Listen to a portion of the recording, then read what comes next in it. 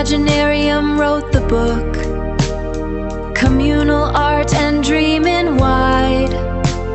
Step inside, come join the ride. Something spectacular.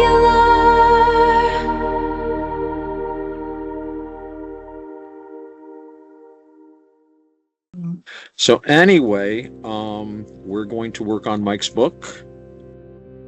We are going to work on Mike's book. And right, am I excellent. sharing my screen with you? Yes, you are sharing. I can see the screen. So Before we do Mike's book, we're going to very quickly mention this amazing stuff that is out. Okay, I wanted to start here. This is Confessions of a Crypto-Poetic Shaman, Volume 4. Oh, yeah. This came out in May the 25th, 2025. So it's a year ago. It's not a year ago. It's 9 months ago. Consciousness collapses the wave function. And he goes into the law of the gods, the ancient gods. What does a kokin mean? Right. And he talks about a lot of the things that come before what we're doing right now. And this one, so when I say he, this is SatoriD I'm talking about. So SatoriD published this one yesterday, Mescaline City Blues, which is, yes, you could say this is the baby. He's given birth 9 months later. Oh, okay. That's the gestation period of an idea. Very interesting. So this is now a post about the Dream Meme Team Supreme. I rise from the bone garden where marigolds bleed golden into twilight. My jaw unhinges not to devour, but to speak the first word. Before language, the hum beneath all names. Come undone. This is a bee coming. This is really, really worth it if you are following along with what's being produced in the Infinite Imaginarium. This is a really, really good summary of Hassan-I-Sirius, or Hassan-I-Sirius, I'm not quite sure, which is a persona that Sirius used, I think it was in the 1990s, and now that SatoriD has embodied in his work. And so it's a very interesting evolution. But I didn't realize that Hassan was one of RU's personas. I thought it was Satori's persona as the heir to RU. You know, Hassan-I-Sirius means Hassan of Sirius, or the son of, Ibn Sirius, the son of Sirius. So, yeah, I was thinking about that because, of course, the guy that really brought this to everyone's attention were originally guys like Robert Anton Wilson and William S. Burroughs was very much into Element, Hassan-I-Sabah, and the Old Man of the Mountains. And, of course, this ties into the whole Illuminati conspiracy theories. You can trace, the illuminated assassins to the Knights Templar, that you can connect. I think you can connect very definitely to the modern Freemasonic movement. At least they like to think so. So, so I saw Hassan-I-Sirius as being, a continuation of this theme, like Alf, the Sacred River running underneath things. But I wasn't aware that Hassan was RU. I was again, this is, his poetic language better than I do. I was really under the impression that Hassan was a manifestation of Satori as, coming into this. But that makes it very interesting to me. I mean, it's all very interesting to me, but that tweaks it a little bit. I didn't realize that part of it. It is a lovely tweak. I think that it's a persona that he embodied doing an interview on a book that he wrote on Timothy Leary, or co-authored with, I'm not quite sure. So Yeah. I should know, but my memory. Yes. So I think that SatoriD embodied the I-Sirius originally as an answer to Are You Serious? He was young. Okay. I am Part of their poetic dialogue. Yes. And it's grown into this amazing collaboration between them, and of course which was now rippling out to us as well. So that I loved reading this. I can highly recommend it to anybody who's interested. What did you think of this poetic discourse that Satori released, Otto? Oh, it's fascinating. Of course, it reinforces a lot of the stuff I've already been seeing him come out with. You know, you and I, not so much now. Well, you've been working with him a lot lately, but when he was more active in the Infinite Imaginarium circle, of course, you know, we were involved with plays, ideas, seed scripts that he was coming up with. So this is all perfectly consistent with what I've seen of his artistic vision, if you like. The language is all consistent and stuff. I did like that he's also, like you've got right now on our shared screen, you've got the Echo framework, where he mentions John C. Lilly's coincidence control thing. That's what I always called the Bureau of Coincidence Control. Lilly called it the Coincidence Control Office. Again, I first remember reading about this idea of coincidence control. And again, I know Lilly brought it up, but I probably first came across it in Robert Anton Wilson, or Burroughs, something like that. I was really reading more of those guys. I think I read one of Lilly's books, and I think I read one of Leary's books, but I was a lot more, you know, Robert Anton Wilson, Christopher Hyatt, Israel Regarde. I was kind of like segueing more towards the occultist arm. The more Western ceremonial kind of thing than the more Oriental Arabic.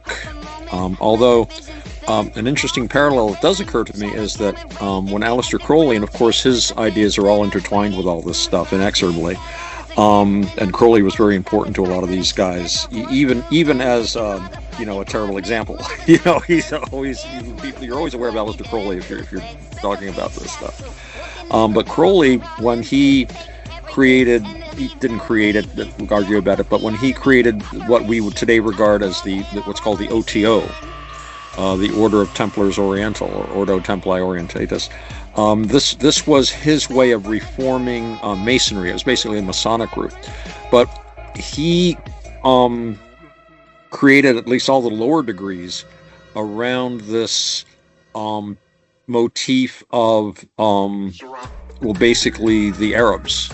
You know, you dress up in flowing Eastern robes. In fact, Grady McMurtry, who took over the OTO after Crowley died, was called the Caliph, the successor. So there was very much an Arabian Nights. I always said it was like Aleister Crowley just always wanted to play Arabian Nights. And he had this thing that any story or legend here, he was going to make it true. You know, he was going to find jinn. He was even going to go through the Goetic occult books, which are basically balderdash, and he was going to find some way that he could consider them true in a certain sense. So yeah, there's always been this looking to the east for wisdom. And the assassins are particularly fascinating, you know, Hassan-I and now Hassan-I-Sirius, because of that crossroads between the East and the West, where the two groups of ideas could get together and hopefully create something more powerful than either. So, but that's what I was very interested to see him talking here more about, in a certain sense, his sources. He talks about Lilly, and for me, it kind of touches base with, you know, in my experience, my own personal experience, a decades-long kind of chain, and of course it goes back centuries. So yes,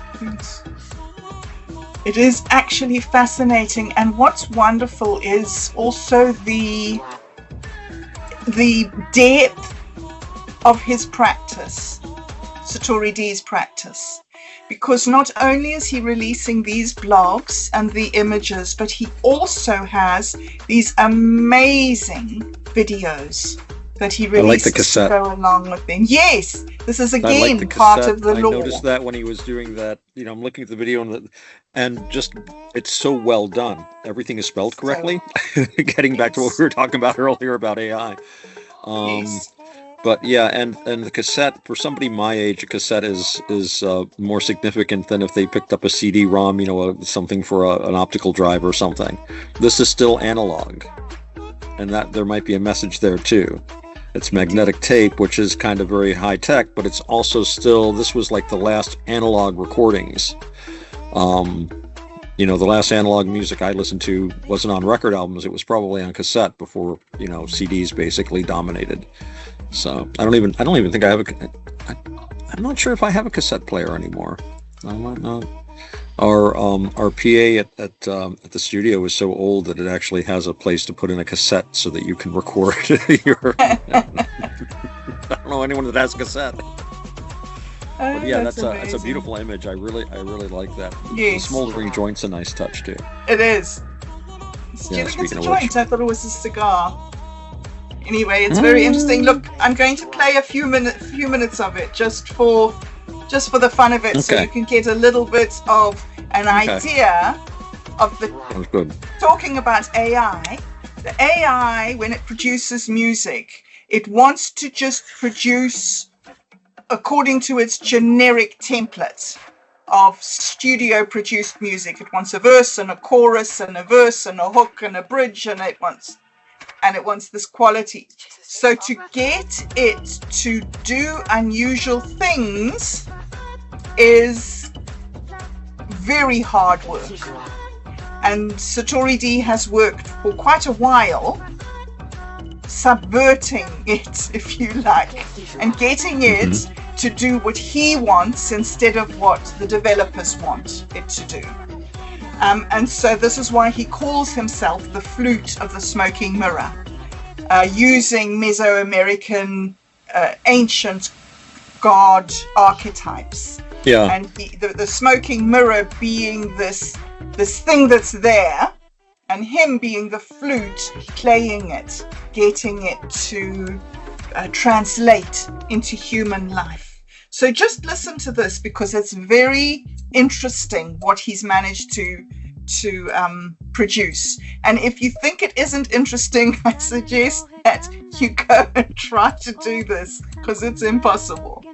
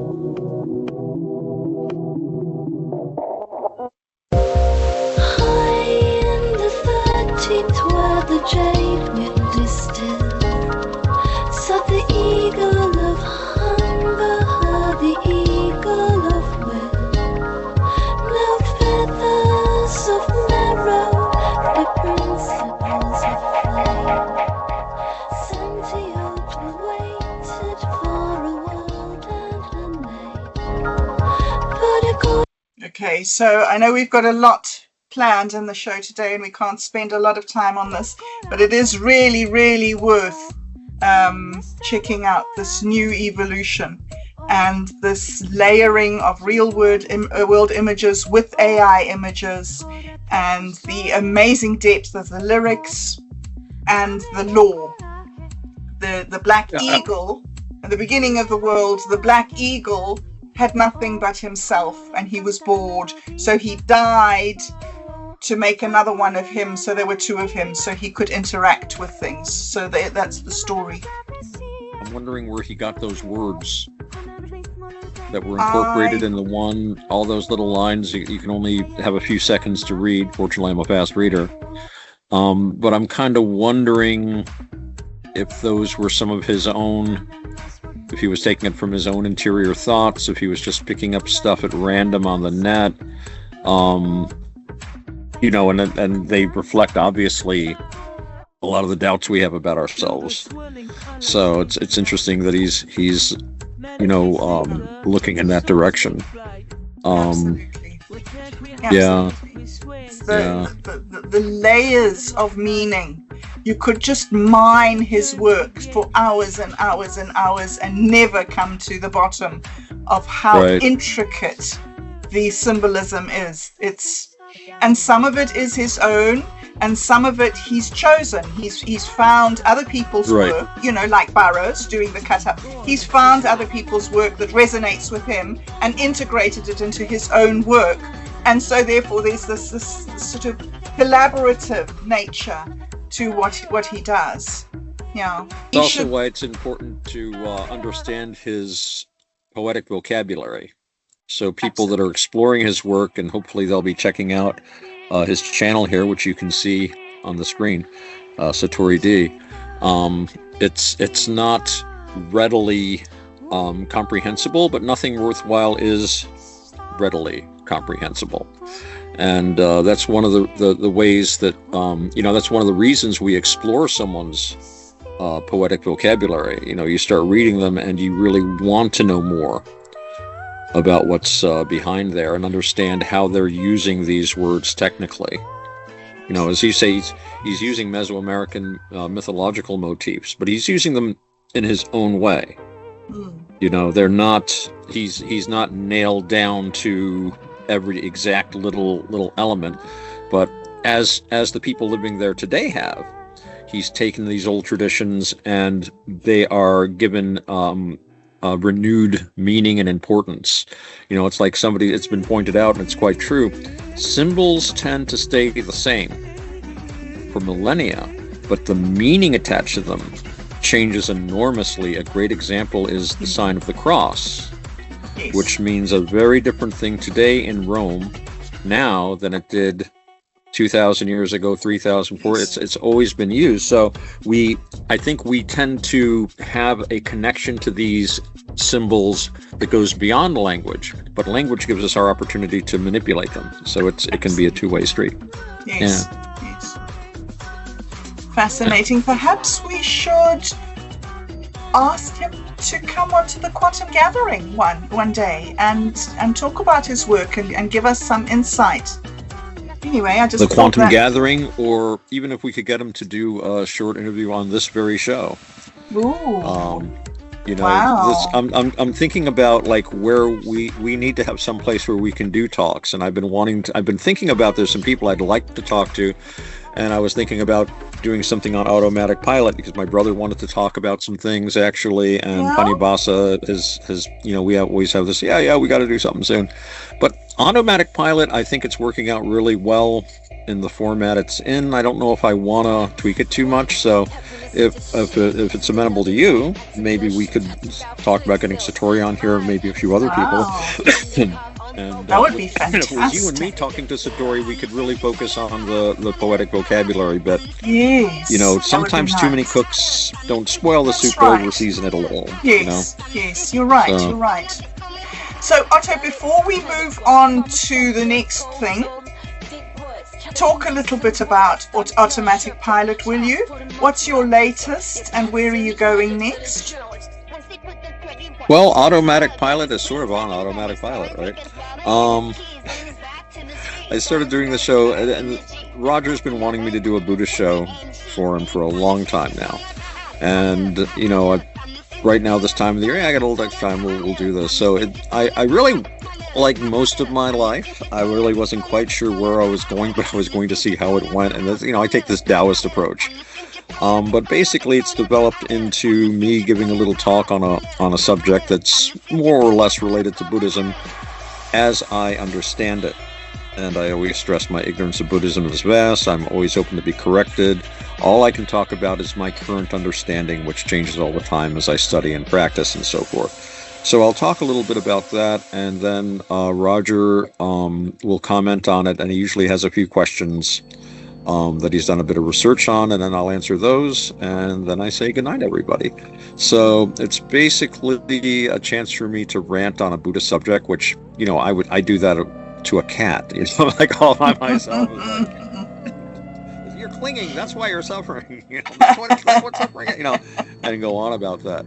And I like when I'm working with Roger at school, because he'll bring something up, and, you know, I love to dart all around on things.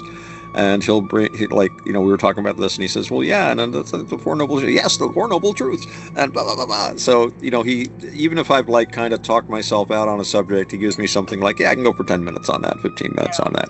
So, yeah, that's basically what we're doing there. It's just me talking a little bit about Buddhism, encouraging people to, you know, interact. We've had a few people in the chats. We had a gentleman stop in on the chat and ask me specific questions, and yeah, that was pretty fun. Hopefully it'll grow, but it's a nice opportunity for me to have like a little kind of a Buddhist outlet. And you're going to have another Buddhist talk with Jaffe, aren't you, from Pirate Radio? Well, Jaffe's been wanting me to appear on his show for years now, really. And he's approached me a couple times. Our interaction has been, I've talked to him a couple times. We've occasionally messaged, but nothing ever got really solidified. And I'm really a busy guy in a lot of ways. I got a lot of IRL stuff going on. So I don't know how these guys that spend 20 hours a day on the internet do it. I just but no, he's I know he's very interested in Buddhism, and we're in some. I'm talking to him. I see him more often on Discord now, and he finally like, hey, when can we get you here? And he actually showed up, went to the effort of showing up at the Quantum Gathering to like ask me.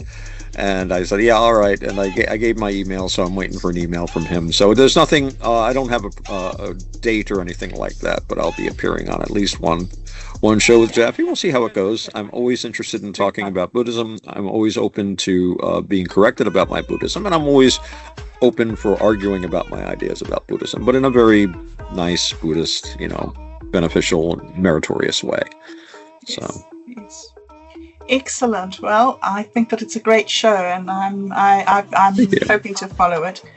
So, Otto, let us now jump into Mind's Gaming. This is where we wanted to spend our time. Yes, Mike's wonderful book about writing books, which is a kind of a Zen thing too. It's a book about books, which is very groovy. Yes, it is. So before we do that, I was thinking that I would read this because this gives a little bit of a background into Mind's Gaming's way of thinking. He's talking about how we think and how we communicate what we think. Yeah. And he calls this is the first chapter, I think, of abstract physics. Abstract physics pondering, yes indeed. So he starts off with how to handle complex equations, which is less about equations and more about thinking. So let me just read this and then we'll jump into the next book. Okay. I know what you're thinking, and that's the point. Thinking is the first stage of intuitive cognition, and it's the stage most often skipped. We are trained to move quickly, to apply methods, to memorize steps, to search for the right way before asking what the thing is. But every method, repetition, application, even trial and error, requires thought before it can work. When you're presented with a complex equation, especially one that feels overwhelming, The most useful action is also the simplest. Stop. Look at it. Let it exist for a moment without trying to solve it. Ask quiet questions instead of technical ones. What kind of object is this?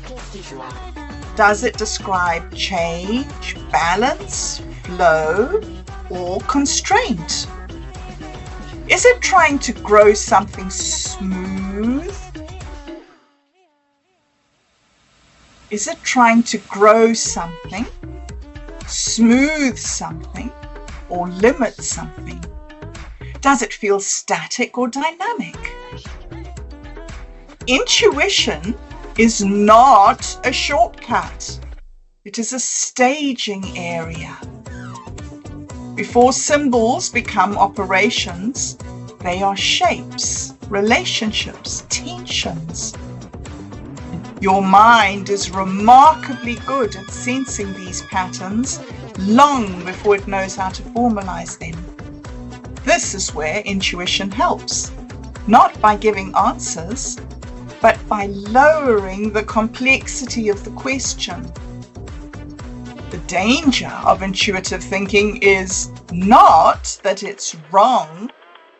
The danger is believing that it must be right. Intuition is allowed to fail. In fact, it must fail sometimes to be useful. You can misunderstand an equation and still move closer to understanding it. You can form a wrong picture and later refine it without starting over. Progress does not require certainty. It requires motion. Think first, feel the structure, guess badly if you must. Then and only then, bring in the machinery of method and proof. Equations are not walls to be climbed. They are landscapes to be walked. And every journey starts by simply standing still and looking around. Isn't that brilliant? It is. I was starting to read the intuitive exercise. Oh, right. Well, we're not going to do that, otherwise we'll get lost. Okay. But no, there's a lot of wisdom there, and there's a lot of truth, and it's certainly something worth pondering, cogitating about, meditating on. Mike is very insightful, and you don't get that sort of insightful unless you've been able to look unflinchingly inside for a while. So, yeah, and I think like that stands us in good stead for moving on to this new book that he's produced. I know we haven't looked at Pondering Physics, so I can't really say moving on, but we're going to be focusing on Worldbuilding for Beginners. Yes. Which is just the most charming but practical and sensible little book that I've come across in a long time, and it is what it says: world building for beginners, people who haven't written before. Is it? Or people who haven't written extensively, maybe? Well, I think it's for anyone. I can see any writer, no matter what their, I entertained literary ambitions myself at one time, and I've been guilty of spouting doggerel every so often. My younger brother, on the other hand, is a published author, and I sent him a copy of this for his perusal because I thought he would get things of value out of it, and he's going to be getting back to me after he's read it, because I asked him for his opinion. But I think I think that for people that are already experienced writers, this is going to be helping them refine what they do and maybe showing some light on some processes that they weren't subconscious of before. And for somebody who is, like I say, like myself, has a certain amount of literary ambitions, and if you didn't have literary ambitions, you wouldn't be looking at the book. I think it's a wonderful way to start. The language is very clear. The exercises are very doable, and it would be wonderful to teach a workshop with this. If you could do like an online workshop. Yes. I could see you doing an online workshop with this, of course, with Mike's permission and everything. I mean, but it's something that any teacher could use. I guess is what I'm trying to say. But on the other hand, it's so easy to do by yourself. If you're a lone wolf, like so many of us are, this is a wonderful, very accessible, and he's not overly demanding. I've read books like, now to sit down and write 800 words. It's like, no. He's giving you the real, I love the phrase, nuts and bolts here. And it's exactly the sort of thing it's the sort of thing I'm always looking for with writing. So, yeah, it's really excellent. Really. And I would commend it to anyone that has the slightest interest in being a better writer, even if they're just writing reports, even if they don't have, the literary ambitions of having a novel or something. But this would help anyone be a better writer and a better thinker, too. Yes. I love it that it is so intuitive what he's doing. He gives here the chapter that follows each chapter follows a simple structure. The story, the writing breakdown, the world building tools, and then the writing lab. So he gives us this little very, I was going to say plain, but obvious maybe, I don't know, straightforward perhaps, algorithm that he's using. Right. And then follows it so consistently, but in the work that he does, in how he writes. This is the one we looked at last week, A Simple Day. Yeah. It was a slightly chilly morning as the sun began to crest a nearby hill. Mist shimmered along the grass as Daisy awoke for her morning coffee. Really intuitive, isn't it? It brings out of you. And it follows what he was saying in the introduction there, like right after, if you go back to it, you see he talks about why he's presenting it this way. He's giving you that story, so you're getting it on that intuitive level. You just read a really fun little paragraph, and now he's breaking that down. He's not telling you you're going to do this and you're going to do that and you're going to do that. He's coming from the start of where you're going to be with most of your life. You've read books, you read stories. You're not quite sure why some stories are better than others, perhaps. You have authors that you prefer and authors you don't. So he's writing a beautiful paragraph, and then he's kind of showing you how it works instead of the other way around. I find that very helpful, because that's exactly how we all reverse engineer things. Is I really like this. Why do I like this? How did they, and he's showing us the tool, because the really good author is very deliberate about these things. I mean, I get complimented on my English usage. And I often say things more grammatically correct than colloquial English, but I can't sit down and say, well, a preposition should be. It's just, for me, I've grown up reading well-written English, listening to well-spoken English, so for me it's more instinctive. I know people that teach English, and they know the difference between a gerund and a pre-prepositional doodah. I don't know. So Mike's approaching people like me. I might have an instinctive feel for these things, and he's showing me where these come from. And for me, I'm reading this and I go, good point. And I was aware of some of these things. Yeah, obviously I was aware of, anyone is. But he's showing us the conscious craft and art of the writer, and giving it to us all, which is nice. He's sharing this out. Shh, don't tell anyone. Absolutely, sharing it out and not telling us what to do. Because if you tell somebody what to do, then it's just a formula. Do this, do that. It doesn't. Right. And there's plenty of that out there. There's people, that's what they want. They just want to be able to plug things in. But this is for somebody who's actually, being creative. That's right. So I love it also that he writes about the morning, the hill, the sun, the shimmering mist, the grass, the morning coffee. And then the writing lab that he gives is implying night, not implying day. Like you can't just take what he's done and redo your own. He's shifting you into a new environment for you to challenge yourself, not with the morning, but with the night. Right, and yet it's the same thing, though, in a sense, because he's asking you to do it's simply a different. So it's not throwing you too far into the deep end, but it's definitely you're taking off the water wings a little bit here, but you're still in the shallow end. That's right. Yeah. It's lovely. It's lovely. He spent time teaching. Right. He has a child in his home, and I can see the reflection of like this is somebody who has taught and has been taught well by at least somebody. We all have those one or two teachers in our past that are like, bam. Yeah. Do you know that he started school when he was 16? Oh, I didn't realize. Homeschooled up to then? Or self-schooled? He didn't say homeschooled, except he said he was just given odds and ends to do, but there was no formal education.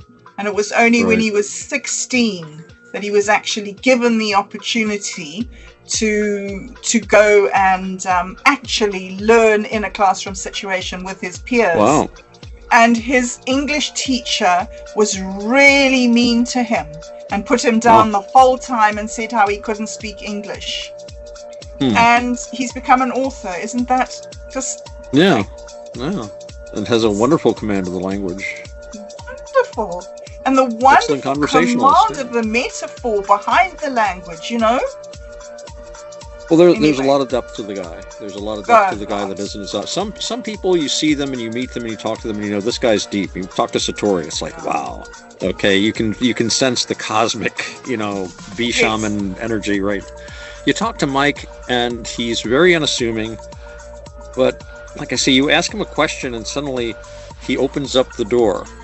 It's like, it just looks like, just regular office, and then you ask him a question, it's like, come over here, opens up the door, and then there's like this whole unit, you see galaxies and stuff. You don't suspect until he... knowledge.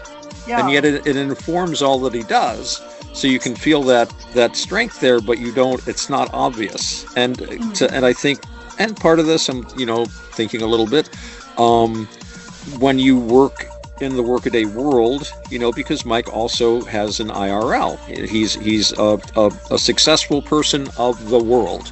Many artists, basically, they create art. They very rarely have to balance, what do they used to call it?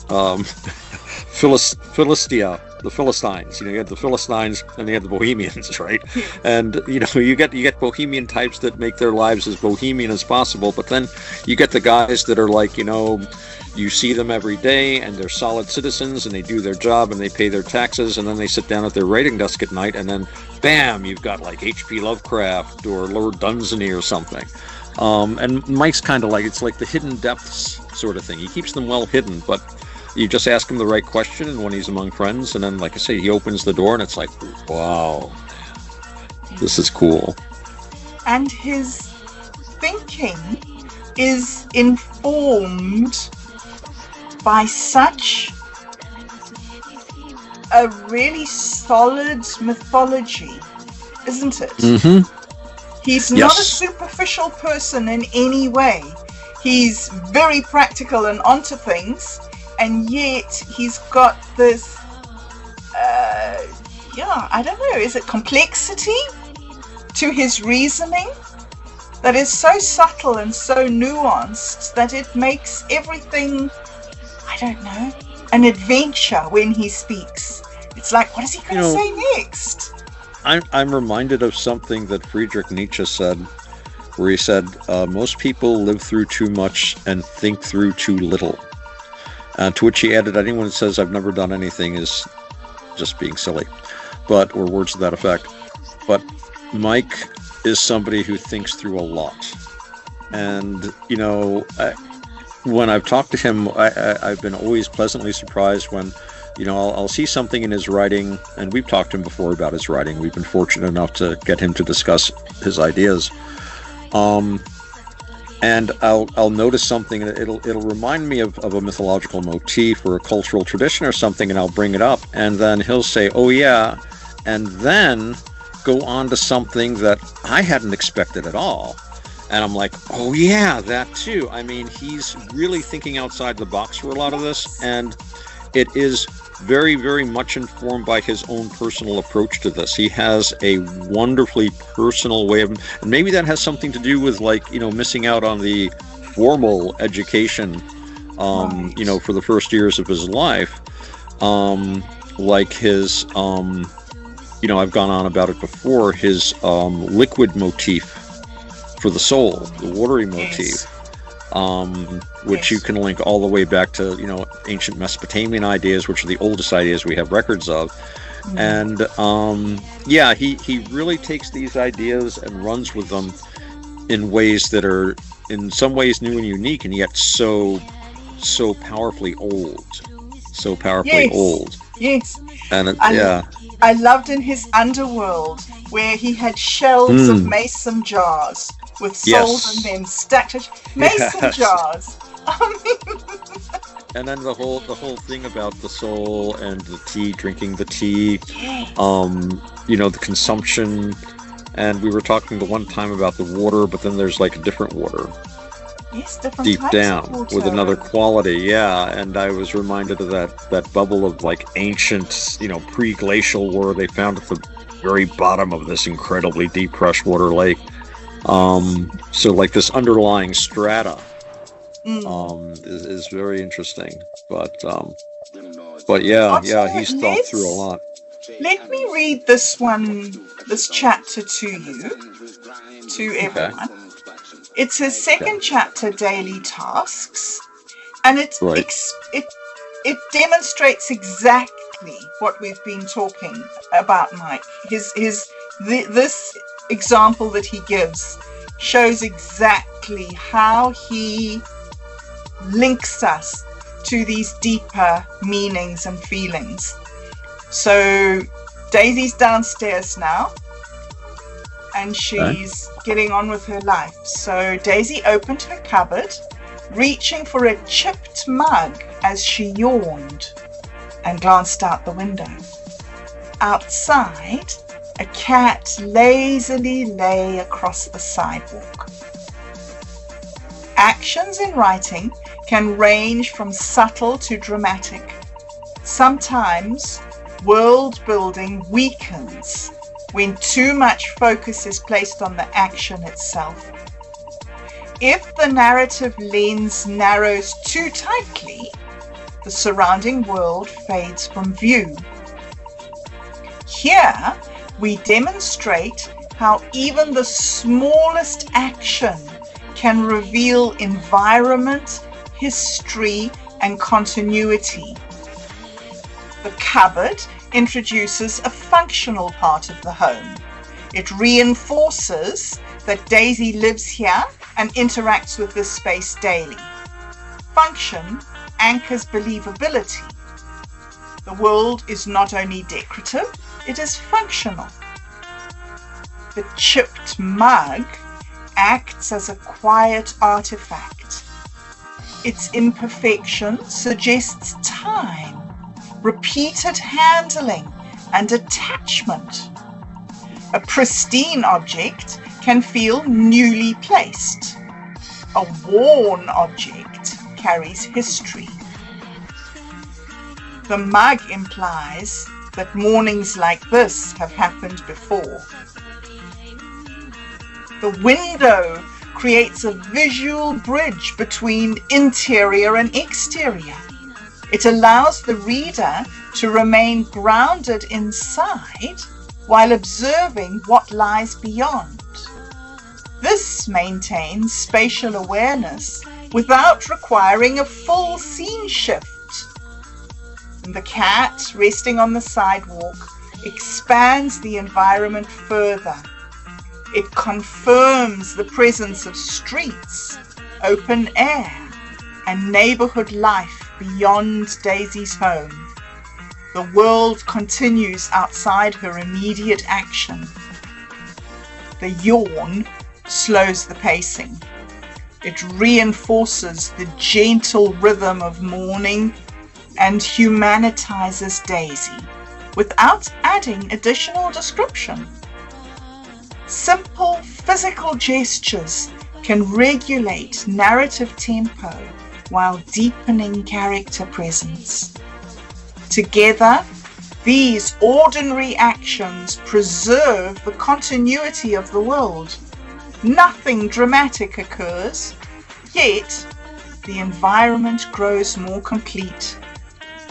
World building is often strongest when it moves quietly. Isn't that just the perfect illustration of what we've been talking about? Yes, very much so. Yeah. His awareness of what's going on and helping you be more aware of what you're doing. And like I said before, very often you'd be doing this without thought. You're not quite sure what you're doing. When you see more clearly, then you can do it better. And then he gives us these world building tools here, I see. Yes. So he hones in on each object. Yes, and gives us the little summary. And I forgot what I was going to say. I was going to say something profound. Obviously, it couldn't have been that good. All right. Think of something else; it'll come to you. Should we go on to the next chapter? Should we read something else? This is more about Daisy making her coffee and going to town. And so, yes, she now starts her actions. This one is the one that I would like to...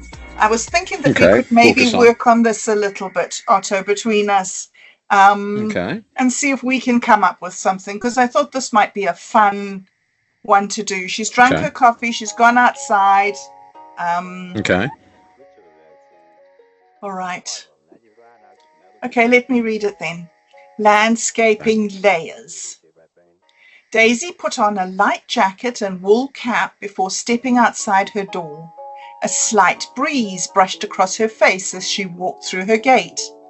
The cat on the sidewalk lifted its head briefly, stretching its paws.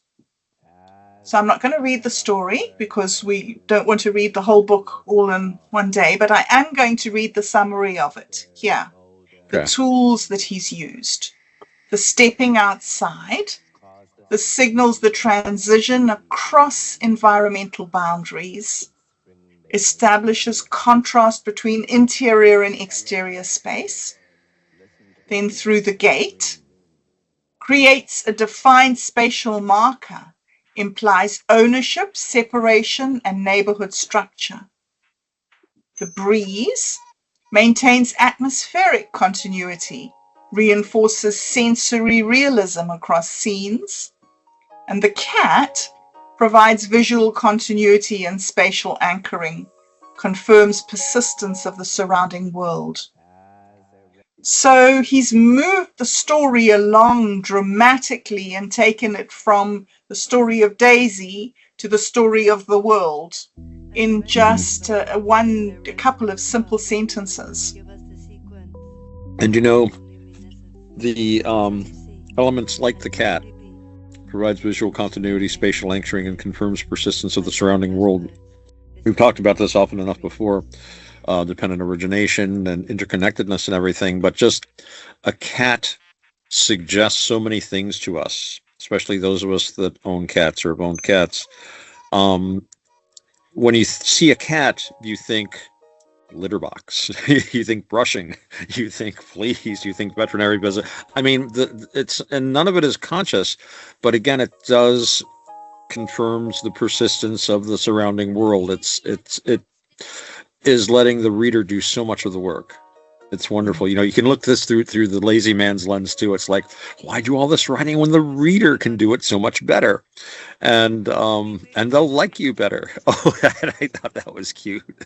Cats have been with us as far back the Harappan period, arguably one of the oldest cities on the planet. And there's a kitty cat paw print on a brick, and the Romans and the Middle Ages right across the manuscript. It's like they're always there, part of our history as far back. Amazing. They're such useless creatures. Of all domesticated animals, they do the least. And yet they are such iconic creatures in so many ways.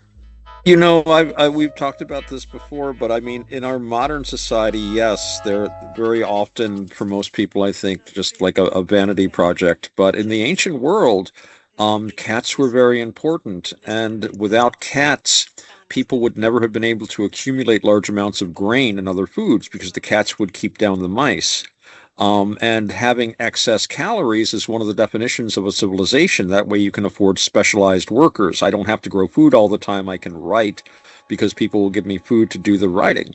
And ship's cats were very important. And we've talked about how sailors are superstitious. It's good luck to have a cat on board because the cats on the ship would eat the mice, so the mice wouldn't eat your rigging.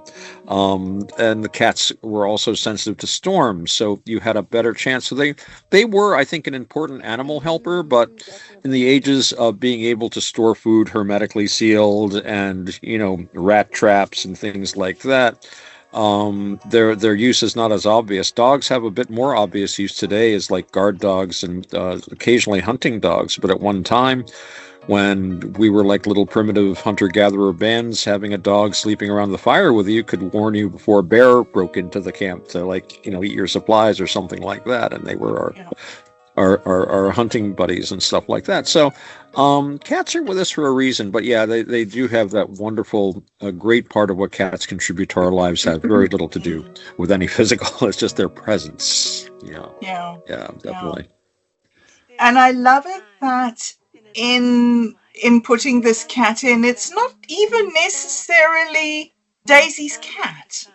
It's just a cat. It's just a cat. Cats are such like you've been saying, it goes back through history. We have a sort of a cultural understanding of what cats mean to us, and just by putting a cat into the story, just lying on the path, it brings up all that sort of emotional resonance of being a civilization. That resonance, exactly. It resonates with so much conscious and unconscious within us. So. Okay, so Otto, let's have a look at this writing lab that he gives us. Okay. And I love it that he's gone from this lovely morning scene with her going out to go to the shops to the silent graveyard. He's asked us to really shift our emotional interaction with what he's doing. And we're now going from bright sunshine and a young person going to town to the end of life, and the silence and the isolation. Yeah. And sort of the brutal reality of who we are. He asks us to write a short passage in which a character walks through a graveyard without using words such as grave, cemetery, tombstone, burial, or similar terms. And he wants us to think about ground texture, carved surfaces, silence or sound shifts, shapes, and feeling. And then he wants us to concentrate on allowing the reader to recognize the location through the environmental cues rather than direct labeling of what's happening. Yeah, I was reading that and thinking about how to approach this. And I'm actually thinking about the last time I was in a very picturesque old cemetery, burying ground, they used to call them. This was out in the state of Massachusetts, which, although very young, those of you listening from European countries, is a very old state here, had been settled since the 17th century, at least. And there are some beautiful old graveyards there that have been in operation for centuries, but there are also some that have been more or less abandoned, and some of them are very old. And I was visiting one such place by moonlight, very, very interesting.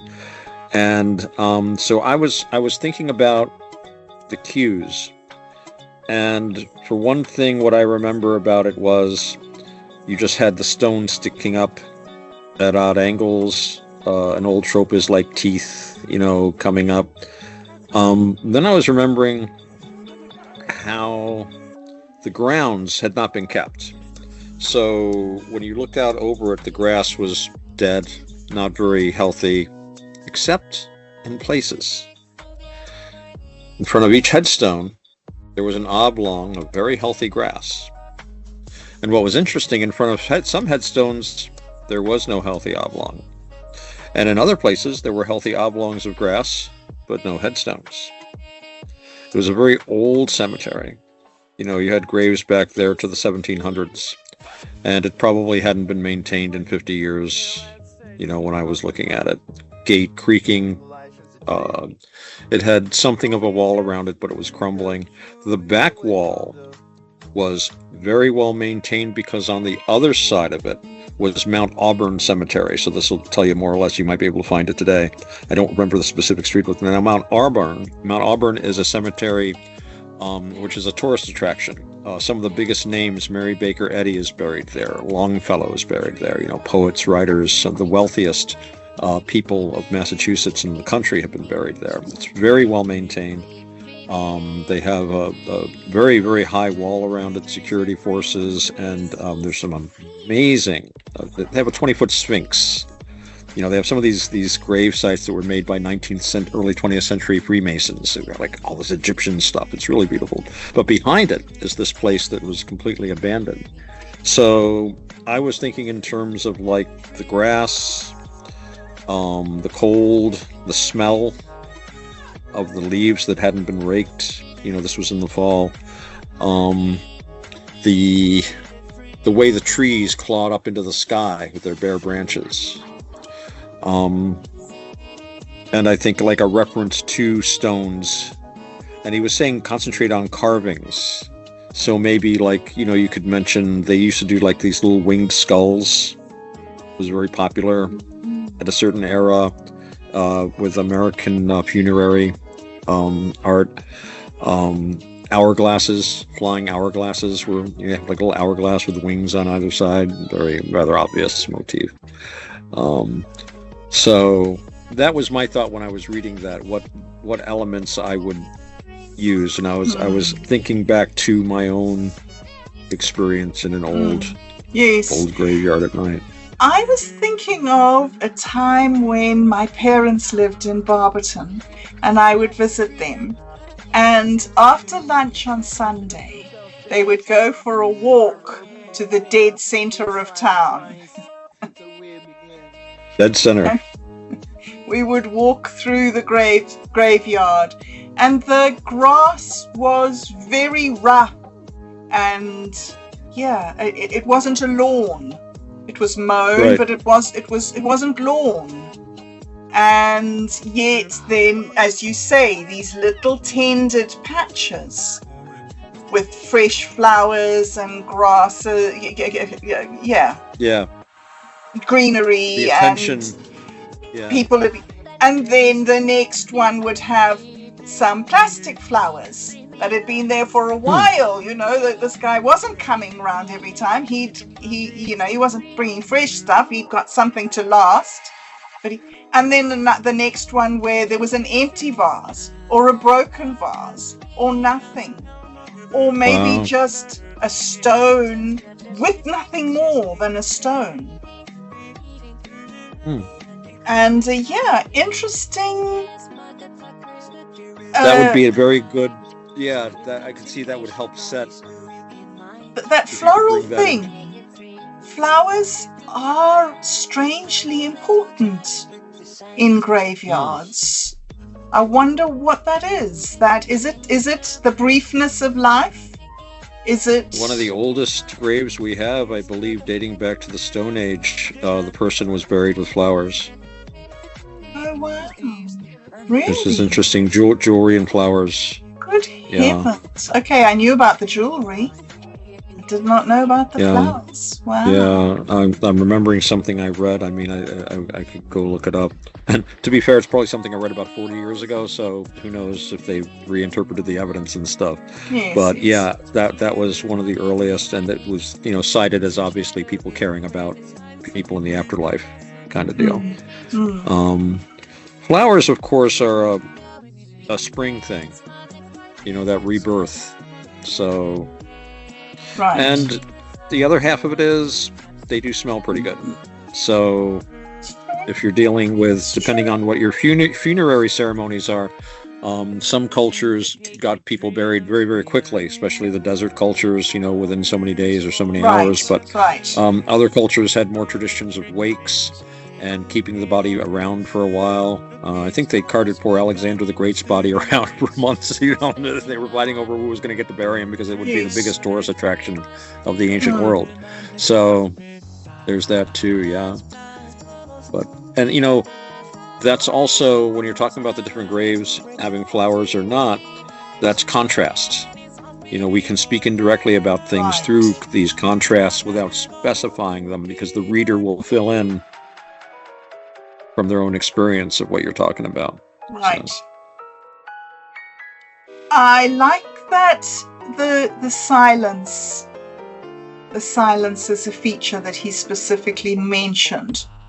Because or sound shifts, or sound shifts. Like a shift to silence was what I was thinking. As you're going through the woods or whatever, suddenly you notice it's quiet.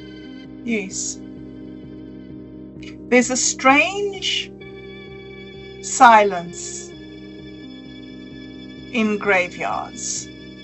I think it's from being a little bit withdrawn from the hustle and bustle of the surrounding town. But there's often a feeling as if the world is holding its breath somehow.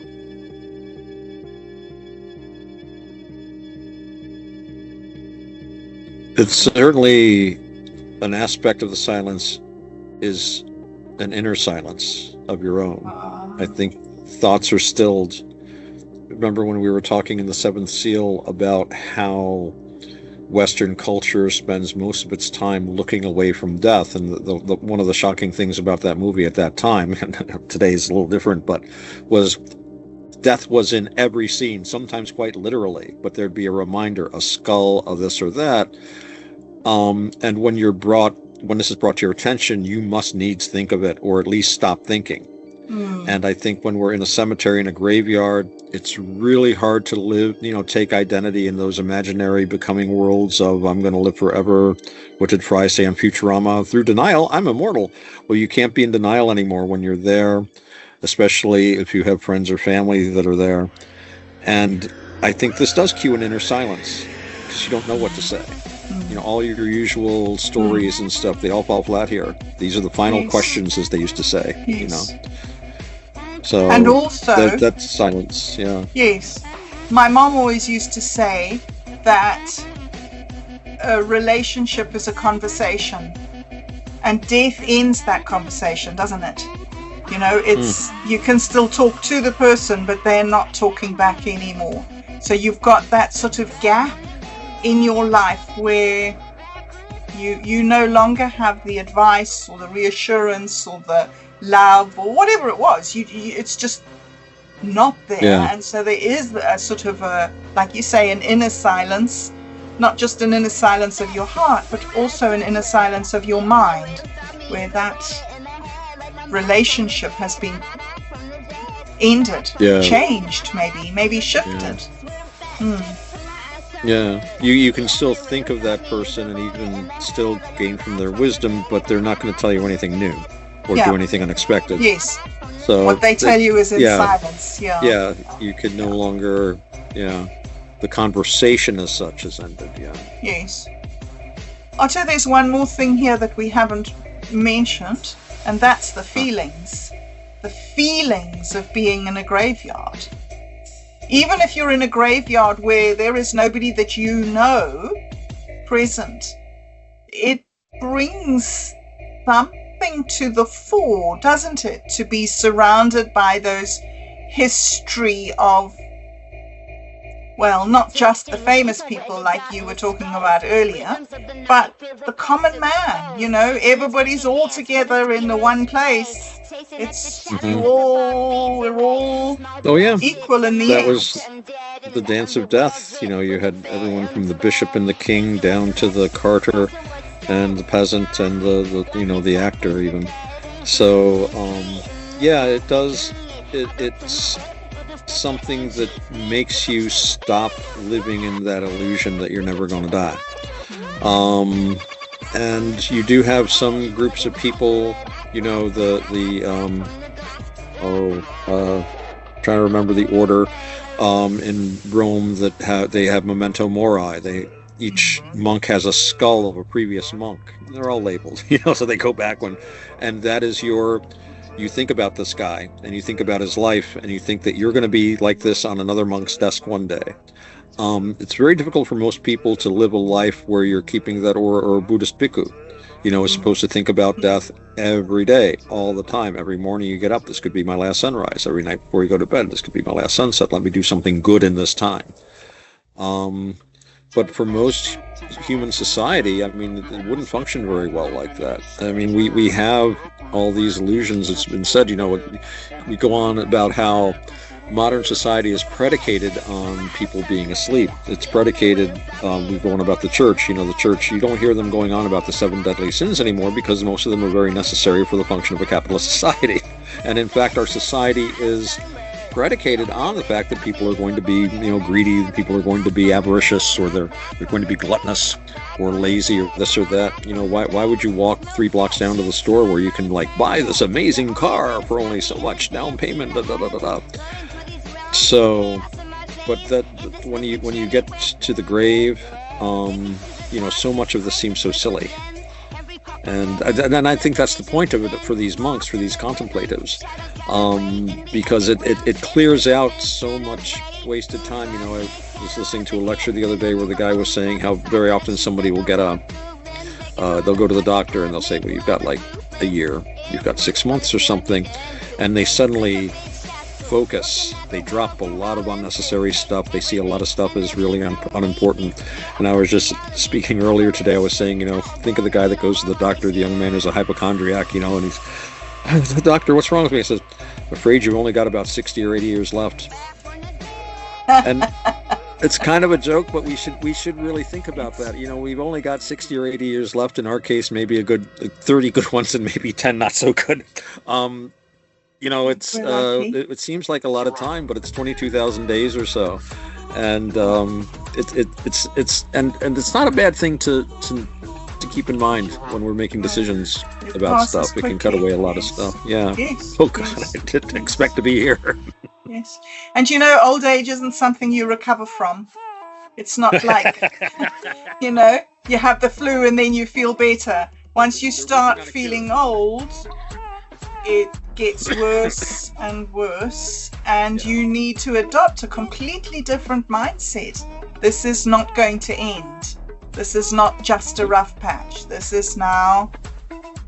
Well, yeah, it's normal, and it's, you know, it's scary because when you are first born, you get bigger, better, stronger, bigger. Things get better, and even late in life, you know, I say to myself, geez, you know, I've lost weight, I'm getting stronger, but the body only does this for so long, and then you get weaker, and you get less capable mentally, and you become slower, and the body asks no permission to do this, and I think we ignore them at our peril. You know, and I've been ignoring them for better than 60 years now, so I have to start paying attention. Well, we have unfortunately gone well over our time. So this is a fantastic conversation. But I think that what would be great to do would be to invite anybody who would like to write a sentence based on that workshop to drop it in the comments. And we'll come along. Perhaps we should drop ours in the comments too, Otto. You know, you should do it. I've been thinking, and we're saying this before, you know, not necessarily here because I don't think it would be very fun to watch for our viewers, but I think we should do these exercises ourselves, and maybe we can do a show where we present what we've each come up with. Nice. And maybe by then we can get some other people. So you can show your paragraph, I can show my paragraph, and we can go. And and I think that could be really fun. And it'll show people how well like Mike's book can work. Yes. Yes. Yeah. And thinking about workshops, to finish off today, let's talk about the new show that Infamous OG is doing, Roger Hanson. The Stir the Fallout? I can't remember. Yes. I don't remember which persona he's using to do that. But that is a very interesting workshop that he asked us to participate in last week that I thoroughly enjoyed. And he had prepared it so well and made it such a fully immersive experience. What did you think of your experience of being in that? In that show, that workshop? It was interesting. I kind of got in a little later because, IRL and all that sort of thing. But it was a join when you could kind of an affair. Yes. I enjoyed it. I was he had some very interesting ideas being conveyed through those things we were reading. And I can kind of see where there were a lot of levels to that, and it was also hooking in with other things that we've all been doing and that he's been writing about. So I see it as his, it's his contribution to the mythology. Yes. But I had fun. I thought it was pretty cool. I loved it. I loved the fairy tale daycare stories that he wrote from those different angles. That's an interesting kind of concept. Yeah, and this is his way of building on this mythology and, Yes. the way Mike has, and Satori's been working with his mythology. So this is Roger developing his voice here. And I think it's a good thing. Yes. And it's fun for all of us. And hopefully fun. more of us will be doing this. Yeah. We'll be doing it. Yes. Okay. Yes. Well, Otto, thank you again for joining me today. That was absolutely fascinating conversation. And I mean, when you're presented with material like this that your community is generating, I mean, how can you not have a totally spectacular conversation? You're very welcome. Thanks for all the hard work you've been doing as well. I think this is turning out to be a really good show. We certainly have some wonderful topics ahead. We do indeed. I think that we're going to have a great season with this show. And so, until next week, goodbye, and I hope you have a really good week.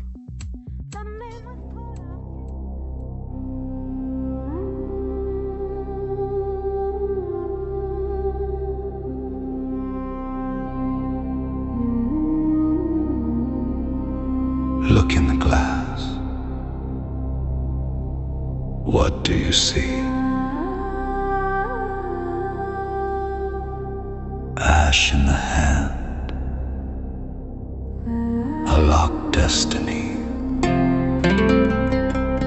You pace in the dark of the smoking mirror. I gave you the doubt. I gave you the terror.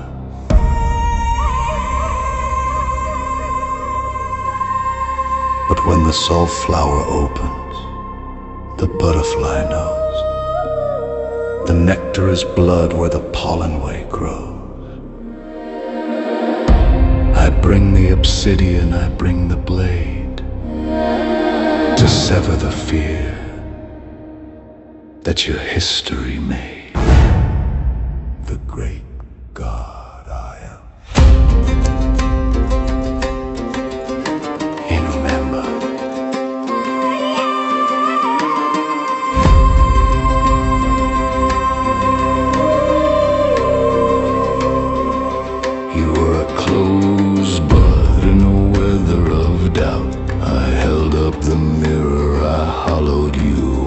You thought love was a door with a lock on the outside. I gave you the dark where your sorrow could hide. Then dawn arrives sharp as obsidian glass. I shattered the shadows to let the light pass. A full-throated yes in the center of ruin. I got you to the root cookie. you were holding. I am the honey spun out of the hurt. I am the ruthless love, ancient and golden, that humbles the blossom to honor the dirt.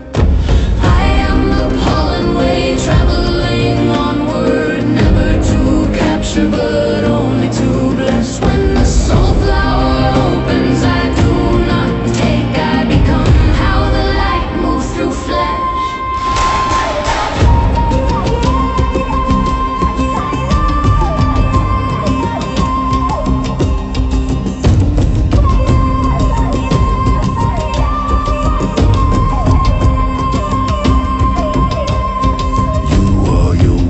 Like a crown made of wire, you bowed to my mirror and fed me your ire. You thought every sting was a punishment given.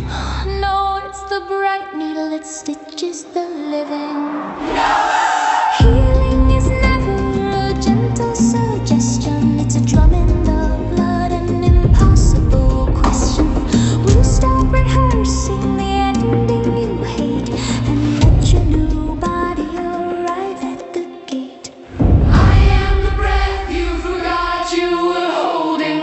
I am the honey spun out of the hurt. I am the ruthless love, ancient and golden, that humbles the blossom to honor the dead. I am the pollen way, traveling onward, never to capture but only to bless. When the soul flower opens, I do not take, I become how the light moves through flesh. Time with bone, say it with smoke. Say it with the wings that the storm never broke.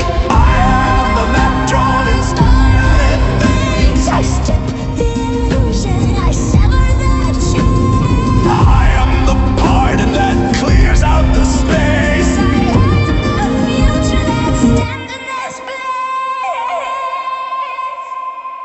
We do not take, we translate. We carry. We pollinate. Hope isn't bright because hope is naive. It's bright from the dark, it was forced to outlive. It buried its pride in the freezing terrain Waited in silence. and drank from the pain. Now love arrives ruthless as sun on the stone. Not here to scorch, but to call the blood home. No flattering master, no bargaining spell. Just for breaking the shell so the water gets well. I am the breath you forgot you were holding.